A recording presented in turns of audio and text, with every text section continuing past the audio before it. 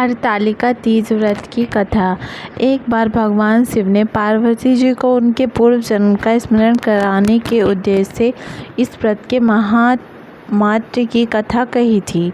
श्री भोले शंकर बोले, हे गौरी, पर्वतराज हिमालय पर स्थित गंगा के तट पर तुमने अपनी बाल्यावस्था में 12 वर्षों तक अधोमुखी होकर घोर तप किया था। इतनी अवधि तुमने अन्न न खाकर पेड़ों के सूखे पत्ते चबाकर व्यतीत किए। माँ की विकराल शीतलता में तुमने निरंतर जल में प्रवेश करके तप किया। वैशाख की जला देने वाली गर्मी में तुमने पंचाग्नि में से शरीर को तपाया। श्रावण की मूसलाधार वर्षा में खुले आसमान के नीचे बिना अन्न जल ग्रहण किए समय व्यतीत किया। तुम्हारे पिता तुम्हारी कष्ट साध्य तपस्या को देखकर बड़े दुखी होते थे, उन्हें बड़ा क्लेश होता था। तब एक दिन तुम्हारी तपस्या तथा पिता के क्लेश को देखकर नारद जी तुम्हारे घर पधारे। तुम्हारे पिता ने हृदय से अतिथि सत्कार करके उनके आने का कारण पूछा। नारद जी ने कहा, गिरिराज, मैं भगवान विष्णु के भेजने पर यहाँ उपस्थित हुआ हूँ। आपकी कन्या ने बड़ा कठोर तप किया है। इससे प्रसन्न होकर वे आपकी सुपुत्री से विवाह करना चाहते हैं।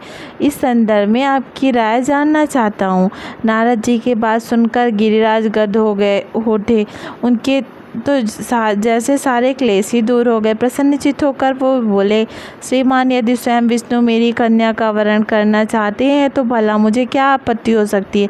वे तो साक्षात ब्रह्मा। हे महर्षि, यह तो हर पिता की इच्छा होती है कि उसकी पुत्री सुख संपदा से युक्त पति के घर की लक्ष्मी बने। पिता की सार्थकता इसी में है कि पति के घर जाकर उसकी पुत्री पिता के घर से अधिक सुखी रहे।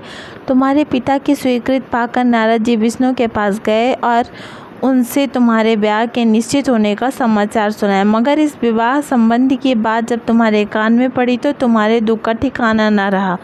तुम्हारी एक सखी ने तुम्हारी इस मानसिक दशा को समझ लिया। उसने तुमसे उस विक्षिप्तता का कारण जानना चाहा। तब तुमने बताया, मैंने सच्चे हृदय से भगवान शिव शंकर का वरण किया है, किंतु मेरे पिता ने मेरा विवाह विष्णु से निश्चित कर दिया। मैं विचित्र धर्म संकट में हूँ। अब मैं क्या करूँ? प्राण छोड़ देने के अतिरिक्त अब कोई भी उपाय शेष नहीं बचा है। तुम्हारी सखी बड़ी ही समझदार और सूझबूझ वाली थी। उसने कहा, सखी, प्राण त्यागने का इसमें कारण ही क्या है? संकट के मौके पर धैर्य से काम लेना चाहिए। नारी के जीवन की सार्थकता इसी में है कि पति रूप हृदय से जिसे एक बार स्वीकार कर लिया, जीवन पर्यंत उसी से निर्वाह करे। सच्ची आस्था और एक निष्ठा के सम्मुख तो ईश्वर को भी समर्पण करना पड़ता है। मैं तुम्हें घनघोर जंगल में ले चलती हूँ, जो साधना स्थली भी हो, और जहाँ तुम्हारे पिता तुम्हें खोज भी न पाए। वहाँ तुम साधना में लीन हो जाना। मुझे विश्वास है कि ईश्वर अवश्य ही तुम्हारी सहायता करेंगे। तुमने ऐसा ही किया। तुम्हारे पिता तुम्हें घर पर ना पाकर बड़े दुखी और चिंतित हुए। वे सोचने लगे कि तुम जाने कहाँ चली गई। मैं विष्णु जी से उसका विवाह करने का प्रण कर चुका हूँ। यदि भगवान विष्णु बारात लेकर आ गए और कन्या घर पर ना हुई तो बड़ा अपमान होगा। मैं तो कहीं मुँह दिखाने के योग्य भी नहीं रहूँगा। यही सब सोचकर गिरिराज ने जोर सोच तुम्हारी खोज शुरू करवा दी। इधर तुम्हारी खोज होती रही और उधर तुम अपनी सखी के साथ नदी के तट पर एक गुफा में मेरी आराधना में लीन थी। भाद्रपद शुक्ल तृतीया को हस्त नक्षत्र, उस दिन तुमने रेत के शिवलिंग का निर्माण करके व्रत किया। रात भर मेरी स्थिति के गीत गाकर जागी। तुम्हारी इस कष्ट साध्य तपस्या के प्रभाव से मेरा आसन डोलने लगा। मेरी समाधि टूट गई। मैं तुरंत तुम्हारे समक्ष आ पहुँचा और तुम्हारी तपस्या से प्रसन्न होकर तुमसे वर मांगने के लिए कहा। तब अपनी तपस्या के फलस्वरूप मुझे अपने समक्ष पाकर तुमने कहा, मैं हृदय से आपको पति के रूप में वरण कर चुकी हूँ।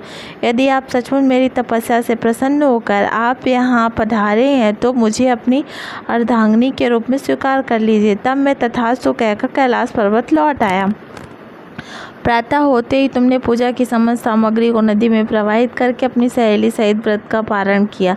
उसी समय अपने मित्र बंधु और दरबारियों सहित गिरिराज तुम्हें खोजते खोजते वहां आ पहुँचे। तुम्हारी इस कष्ट तपस्या का कारण तथा उद्देश्य उस समय तुम्हारी दशा को देखकर गिरिराज अत्यंत दुखी हुए और पीड़ा के कारण उनकी आंखों में आंसू उमड़ आए थे। तुमने उनके आंसू पोंछते हुए विनम्र स्वर में कहा, पिताजी, मैंने अपने जीवन का अधिकांश समय कठोर तपस्या में बिताया। मेरी इस तपस्या का उद्देश्य केवल यही था कि मैं महादेव को पति के रूप में पाना चाहती थी। आज मैं अपनी तपस्या की कसौटी पर खरी उतर चुकी हूँ।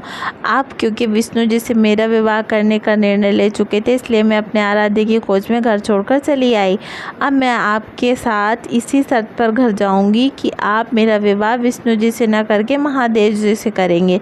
गिरिराज मान गए तो मैं घर ले गए। कुछ समय के पश्चात शास्त्र लोग विधि विधान पूर्वक उन्होंने हम दोनों का विवाह सूत्र में बांध दिया। हे पार्वती, भाद्रपद की शुक्ल तृतीया को तुमने मेरी आराधना करके जो व्रत किया था, उसी के फलस्वरूप मेरा तुमसे विवाह हो सका। इसका महत्व यह है कि मैं इस व्रत को करने वाली कुमारियों को मनोवांछित फल देता हूँ। इसलिए सौभाग्य की इच्छा करने वाली प्रत्येक युवती को यह व्रत पूरी एक निष्ठा तथा आस्था से करना चाहिए। जय भोले बाबा।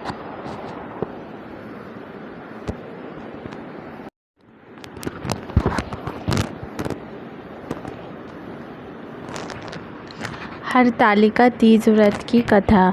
एक बार भगवान शिव ने पार्वती जी को उनके पूर्व जन्म का स्मरण कराने के उद्देश्य से इस व्रत के महात्म्य की कथा कही थी। श्री भोले शंकर बोले, हे गौरी, पर्वतराज हिमालय पर स्थित गंगा के तट पर तुमने अपनी बाल्यावस्था में 12 वर्षों तक अधोमुखी होकर घोर तप किया था। इतनी अवधि तुमने अन्न न खाकर पेड़ों के सूखे पत्ते चबाकर व्यतीत किए। माँ की विकराल शीतलता में तुमने निरंतर जल में प्रवेश करके तप किया। वैशाख की जला देने वाली गर्मी में तुमने पंचाग्नि में से शरीर को तपाया। श्रावण की मूसलाधार वर्षा में खुले आसमान के नीचे बिना अन्न जल ग्रहण किए समय व्यतीत किया। तुम्हारे पिता तुम्हारी कष्टसाध्य तपस्या को देखकर बड़े दुखी होते थे, उन्हें बड़ा क्लेश होता था। तब एक दिन तुम्हारी तपस्या तथा पिता के क्लेश को देखकर नारद जी तुम्हारे घर पधारे। तुम्हारे पिता ने हृदय से अतिथि सत्कार करके उनके आने का कारण पूछा। नारद जी ने कहा, गिरिराज, मैं भगवान विष्णु के भेजने पर यहाँ उपस्थित हुआ हूँ।